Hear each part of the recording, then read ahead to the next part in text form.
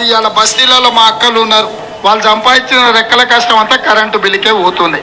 అందుకే మా అక్కలకు current bill నుంచి విముక్తి కలిగేందుకే వచ్చే నెల బిల్లు కట్టక 200 యూనిట్లు ఉచితంగా మీ ఇంటి బిల్లు,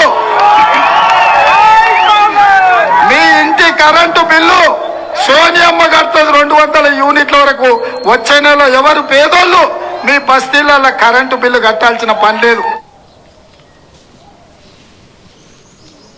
కరెంటు బిల్లు ఎన్నికల టైంలో సోనియమ్మ కడుతుందని చెప్పిన సందర్భంగా 200 యూనిట్ల కరెంటు బిల్లు ఇది 2వ నెల అయింది ప్రభుత్వం వచ్చిన తర్వాత. కాబట్టి వాళ్ళు మర్చిపోయారేమో అని సోనియమ్మకి వీళ్ళందరూ కూడా బస్తీ వాసులంతా అక్కలందరూ కూడా వీళ్ళందరూ కూడా సోనియమ్మ మా కరెంటు బిల్లు పంపిద్దాము, మేము ఇంకా కరెంటు బిల్లు కట్టలేదు, వాళ్ళు వచ్చి మా కరెంటు కనెక్షన్ కట్ చేస్తారేమో అని అంటున్న సందర్భంగా కరెంటు బిల్లు అందరూ కూడా ఢిల్లీకి సోనియమ్మకి ఈరోజు పోస్ట్ చేయడం జరుగుతుంది. ఈ కరెంటు బిల్లు సోనియమ్మతో కట్టిస్తారా రేవంత్ రెడ్డి గారు, మీరు కడతారా, మీరు నిర్ణయించుకోవాలి.